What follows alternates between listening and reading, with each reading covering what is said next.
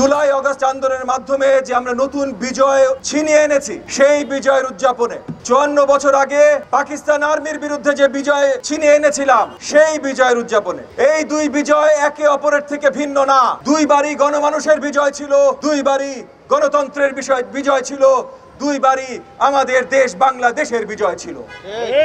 এই বিজয় ধারাবাহিকভাবে আমাদের ধরে রাখতে হবে। 71-এর বিজয়ের পর আমরা অনেক বছর গণতন্ত্রহীনতায় ভুগেছি। একের পর এক দোসর এসেছে। বিশেষ করে গত 15.5 বছর শেখ হাসিনার সরকার এই দেশের মানুষের বিরুদ্ধে যত ধরনের কর্মকাণ্ড করা যায় সবকিছুর সাথে লিপ্ত ছিল গত 15.5 বছর শেখ হাসিনার সরকার। গণতন্ত্র তো ছিলই না ভাই, ভোটের অধিকার তো ছিলই না। একই সাথে আমাদের পুরো অর্থনীতি লুটে পুরো বিদেশে নিয়ে গেছে।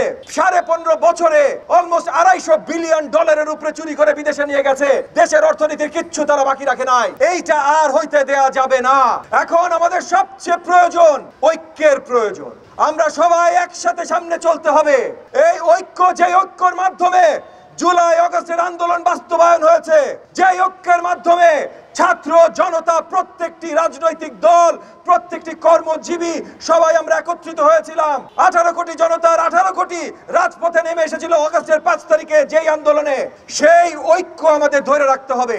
আর সেই ঐক্য ধরে রাখতে হলে রাজপথে প্রত্যেকটি রাজনৈতিক দল আমাদের একই আওয়াজে একসাথে জনগণের কথা বলতে হবে। জনগণের বিরুদ্ধে, গণতন্ত্রের বিরুদ্ধে কোনো ধরনের আওয়াজ কাউকে তুলতে দেয়া যাবে না। এবং সেই কারণে আমি বলছি, আওয়ামী লীগ বা আওয়ামী লীগের দোসর যারা আছে তাদেরকে বাংলাদেশের মাটিতে এখন এই অবস্থায় রাজনীতি করার বা কোনো ধরনের নির্বাচনে অংশগ্রহণ করার আস্পর্ধা আমরা দিতে পারি না।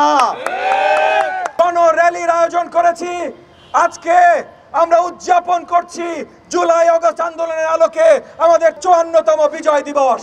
কিন্তু একই সাথে আজকে এই মঞ্চে দাঁড়িয়ে আমি ডিক্লেয়ার করছি, ঢাকা শহর সহ বাংলাদেশের থানায় থানায়, সব মেট্রোতে, জেলায় জেলায় আমরা একই ধরনের র্যালি এখন করা শুরু করব। একই সাথে আমি বলবো, হাসিনাকে আমরা এই দেশের মাটিতে ফেরত চাই। হাসিনার বিচার এইখানে হইতে হবে। ভারতের পররাষ্ট্র সচিব এসেছিলেন, তার কাছেও আমরা এই আবেদন জানিয়েছি এবং আইনগতভাবে প্রয়োজনে ভারতের কোর্টে আমরা লড়াই করব। কিন্তু হাসিনাকে এবং হাসিনার সব দোসরদেরকে এই দেশের মাটিতে ফেরত এনে আমরা বিচার করব ইনশাআল্লাহ।